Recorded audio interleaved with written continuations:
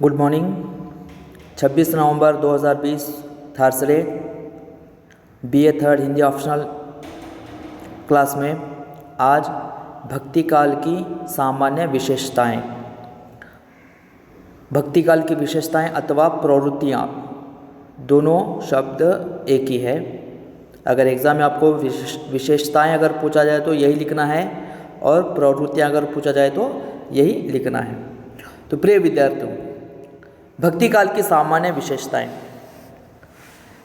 भक्ति काल में निर्गुण और सगुण धाराओं के परस्पर विभिन्न मत थे, मगर इनमें कुछ प्रवृत्तियां, कुछ विशेषताएं ऐसी भी थीं जो दोनों में समान रूप से दिखाई देती थी, जैसे कि गुरु की महिमा, नाम की महिमा, भक्ति की प्रधानता, अहंकार का त्याग, आडंबर का खंडन, साथ ही साथ बहुजन हिताय, बहुजन लोगों की भलाई सोचना और लोक भाषाओं का प्रधानता और समन्वयात्मकता, सामान्यता।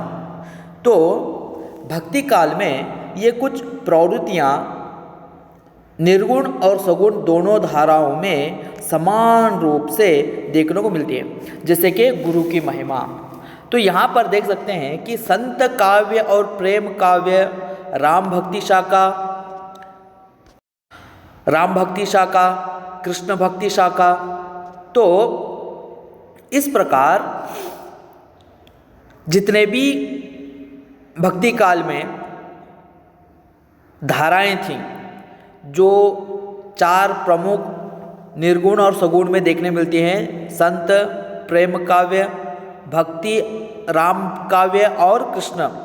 तो इनमें जो भी कवि थे उनकी एक प्रवृत्ति थी कि वे गुरु का आदर करते थे, गुरु को सम्मान देते थे। जैसे कबीर ने गुरु को गोविंद से बड़ा बताया और जासी ने बिना गुरु के जगत निराकार कहा। तुलसी ने गुरु के प्रेम को अपार श्रद्धा का प्रदर्शन दिया और सूर ने अपने, जैसे कि सूरदास ने अपने गुरु वल्लभाचार्य के बिना संसार अंधकार में कहा। तो ये कबीर हो, सूरदास हो, जायसी हो, तुलसीदास हो, ये चार प्रमुख जो संत कवि भक्ति काल के थे, तो इन्होंने गुरु को ज़्यादा महत्ता दी है और इनका मानना है कि गुरु के बिना कुछ भी नहीं। गुरु ही हमें ज्ञान प्रदान करता है, गुरु ही हमें पथ प्रदर्शन करवाता है और गुरु ही हमें भगवान से मिलाता है। तो जैसे कि कबीरदास कहते हैं, गुरु गोविंद दोऊ खड़े काके लागो पाए, बलिहारी गुरु आपने निज गोविंद दियो बताए। अर्थात कबीरदास यहाँ पर गुरु और गोविंद, गोविंद अर्थात भगवान, गुरु और भगवान दोनों एक साथ अगर मेरे सामने खड़े हो गए तो मैं सबसे पहले गुरु का सम्मान करूँगा, गुरु के पैर छूँगा, क्योंकि गुरु ही है जो मुझे भगवान से भेंट करवाए हैं। जैसे कि जैसे भी कहते हैं कि बिनु गुरु जगत को निर्गुण पावा, अर्थात गुरु के बिना ये जगत जो है निराकार है, कुछ भी नहीं है। तो भक्ति काल की दूसरी प्रवृत्ति, सामान्य रूप से दूसरी प्रवृत्ति है नाम की महिमा। नाम की महिमा अर्थात भगवान के नाम की महिमा। जो संत कवि यहाँ पर जितने भी थे उनमें एक समान प्रवृत्ति थी कि वे भगवान के नाम का स्मरण करते थे, भगवान के नाम का कीर्तन करते थे, भजन करते थे और नाम का स्मरण समान रूप से चारों संत कवियों ने दिया है। जैसे तुलसीदास ने राम से बढ़कर राम नाम को अधिक मानते थे, क्योंकि नाम में निर्गुण और सगुण दोनों का समन्वय मिलता है। और कबीरदास जी कहते हैं कि निर्गुण की सेवा करो, सगुण का करो ज्ञान। अर्थात यहाँ पर कबीर हो, सूर हो, तुलसी हो, जायसी हो, इन्होंने भगवान से ज़्यादा भगवान के नाम की महत्व दी, क्योंकि भगवान का नाम जापने से, भगवान के नाम का कीर्तन करने से भगवान का दर्शन होते थे। और तीसरी प्रवृत्ति थी भक्ति की प्रधानता। भक्ति, क्योंकि भक्ति काल है, तो चारों संत कवियों की मूल धारणा थी भक्ति। तो भक्ति काल में ये चारों काव्य धाराओं में भक्ति मार्ग जो है ये प्रधान प्रवृत्ति रही है। कबीरदास का मानना है कि भक्ति के बिना ज्ञान और ज्ञान के बिना ईश्वर की प्राप्ति नहीं हो सकती, क्योंकि वो कहते हैं हरि भक्ति जाने बिना बूढ़ी मुआ संसार, अर्थात भगवान की भक्ति के बिना ये संसार को एक बूढ़ा कहते हैं। तो जैसे कहते हैं शरीयत, तरीकत, हकीकत और मारिफत, इन चार साधनों को भगवान भक्ति के लिए आवश्यक बताया है। क्योंकि भगवान की भक्ति अगर करनी है तो उसके लिए हमें ज्ञान की आवश्यकता होती है, और ज्ञान कौन देगा? गुरु। और गुरु की महिमा यहाँ पर सामान्य थी। और गुरु क्या बताता है कि भगवान से पहले भगवान का नाम का जाप करो, भजन करो, कीर्तन करो, तब जाकर भगवान मिलेगा। और ये दोनों प्रवृत्तियाँ, जैसे हम गुरु की महिमा, नाम की महिमा, तो ये किस में मिलता है? भक्ति में। पूर्ण मन से भक्ति अगर करेंगे तो तब जाकर भगवान के दर्शन होंगे। इसलिए भक्ति की प्रधानता यहाँ पर एक प्रवृत्ति है। तो फोर्थ वन, अहंकार का त्याग। भक्ति काल की एक सामान्य प्रवृत्ति है चारों काव्य धाराओं में कि वो है अहंकार, घमंड, इसको त्यागना। क्योंकि मन के अंदर भक्ति और अहंकार दोनों का निवास नहीं हो सकता। एक मन में भक्ति भी हो और अहंकार भी हो, ये नामुमकिन है। इसलिए भगवान की प्राप्ति के लिए अहंकार को त्यागना आवश्यक है, क्योंकि मन में अहंकार होगा तो भक्ति का होना असंभव है।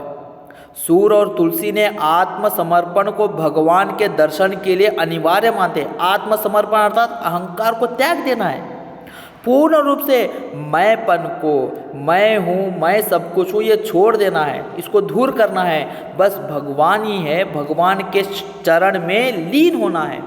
तब जाकर इस मैंपन को दूर करेंगे, तब जाकर भगवान की भक्ति मन में समाएगी। इसलिए कबीर के कहते हैं, पिया चाहे प्रेम रस राखा चाहे मान, इक म्यान में दुई खड़ग देखी सुनी न कान। म्यान अर्थात तलवार जिसमें रखा जाता है उसे म्यान कहते हैं, खड़ग अर्थात तलवार। तो एक म्यान में दो तलवार नहीं रह सकती, अर्थात एक मन में अहंकार और भक्ति दोनों नहीं रह सकते। इसलिए या तो अहंकार को त्यागना है या तो भक्ति को। इसलिए भक्ति धारणा मूल है, इसलिए अहंकार को त्यागेंगे तभी जाकर भक्ति मन में समाएगी। तो ये प्रमुख विशेषता भक्ति काल की रही है। अब पांचवी जो विशेषता है वो है आडंबर का खंडन।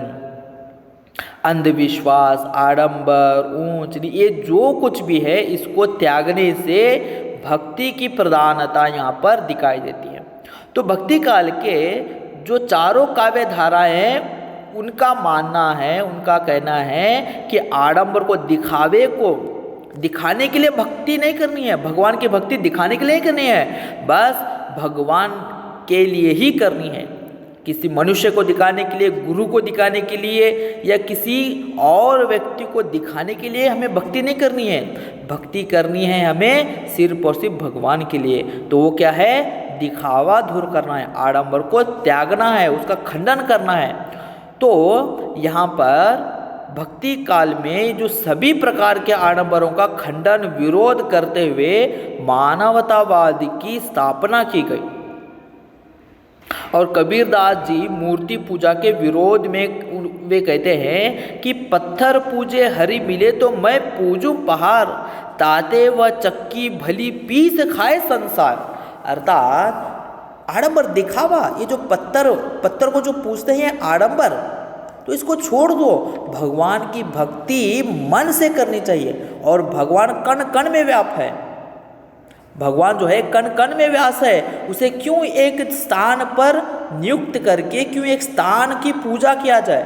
तो इसलिए कहते हैं पत्थर को क्यों पूजा? अगर आप पत्थर को पूजते हैं तो मैं पहाड़ को पूजूंगा, क्योंकि पत्थर से चक्की बनाते हैं लोग, वो पत्थर से चक्की बनती है, चक्की बनाकर आटा पीसकर लोग खाते हैं। तो ऐसे पत्थर की पूजा क्यों करनी है? तो इसलिए आडंबर को त्यागना है और शुद्ध मन से भगवान की भक्ति करना है। तो छठा विशेषता है बहुजन हिताय। बहुजन हिताय अर्थात लोगों की भलाई करना। तो भक्ति काल में निर्मित साहित्य की सर्व प्रमुख विशेषता बहुजन हित रहा है। लोगों का हित चाहना, लोगों की भलाई चाहना, लोगों के लिए यहाँ पर कार्य करना, उपदेश देना, ये भक्ति की शाखाओं में प्रमुख रही है। सदाचार तथा नैतिक भावना पर यथेष्ट बल दिया गया है। सदाचार था अच्छे कार्य करना, नैतिक कार्य करना। तो समूचे भक्ति काव्य ने भेदभाव को कम कर समन्वयात्मकता को अधिकाधिक प्रोत्साहित किया है। समन्वयात्मकता अर्थात समानता, कोई ऊंचा नहीं है, कोई निम्न जाति नहीं है, कोई धर्म ऊंच नीच नहीं है, सब एक है, वो है मानवता। यही एक धर्म है संसार में लोगों का। तो इसे ज़्यादा उन्होंने बढ़ावा दिया। तो अगली विशेषता है लोक भाषाओं की प्रधानता। जैसे कि भक्ति काल के समय विदेशी आक्रमणकारी यहाँ पर आ गए थे, तो विदेशी भाषा भी भारत में प्रचलित थी। तो इसलिए उन्होंने क्या किया, विदेशी भाषा को प्रधानता न देते हुए जो लोक भाषा थी उसको उन्होंने अपनाया, और उसी में लोक भाषाओं को प्रश्रय देना भक्ति काल की सर्व प्रमुख विशेषता रही है। सभी संत एवं भक्त कवियों ने अपने अनुभव के अनुसार लोक प्रचलित भाषा का प्रयोग किया, क्योंकि यहाँ पर भारतीय लोगों के लिए, जो भारतवासी थे, उनको उपदेश देना था। तो इसलिए उन्होंने क्या किया, भारतवासियों के जो लोक प्रचलित भाषाएं थी उसको उन्होंने अपनाया। जैसे कि तुलसी ने अपने साहित्य का सृजन अवधी भाषा में किया और ब्रज भाषा में किया। कबीर और आदि संत कवियों की जो भाषा थी सदुक्कड़ी अर्थात खिचड़ी भाषा, मिक्सित जिस राज्य में जाते वहाँ की भाषाओं को अपना लेते। सूर आदि कृष्ण भक्ति कवियों ने ब्रज भाषा को उन्होंने ज़्यादा महत्व दी, और जायसी और उनके प्रेम काव्यों के अधिक जो भी कवि थे उन्होंने अवधी भाषा को प्रयोग किया। तो ये जो ब्रज भाषा, अवधी भाषा, सदुक्कड़ी भाषा, तो ये जो है ये भाषाएं लोक भाषाएं हैं जो लोगों तक पहुंची हुई हैं, जिसे लोग जानते थे। तो इसी भाषाओं को उन्होंने प्रधानता दी। तो भक्ति काल की सामान्य प्रवृत्ति में अंतिम प्रवृत्ति है समन्वयात्मकता। तो संतों की जो वाणियों में चुनौतियों भरी कड़वाहट रही, मगर उनके उपदेश वर्ग भेद मिटाकर समन्वय स्थापित करना उद्देश्य था। वर्ग भेद, वर्ग कैसा, निम्न जाति वर्ग वाले अलग, उच्च जाति के वर्ग वाले अलग, तो इसको मिटाना था। पूर्ण रूप से यहाँ पर जो आडंबर का खंडन करना था, वर्ग भेद को मिटाना था, एक समानता समाज में स्थापित करना था, ये उनकी मूल उद्देश्य रही। तो संतों की इस समन्वयात्मक प्रवृत्ति सूफी मत की देन है, क्योंकि जो जितने भी सूफी यहाँ पर कवि थे, सूफी संत थे, उनकी एक ही उद्देश्य था कि वे समाज में समन्वयात्मकता स्थापित करने के लिए आए हुए थे। तो तुलसी साहित्य समन्वयात्मकता का एक विराट प्रयास है। भक्ति काव्यों में उल्लेख समन्वयात्मक सहिष्णुता का उपलक्षक है।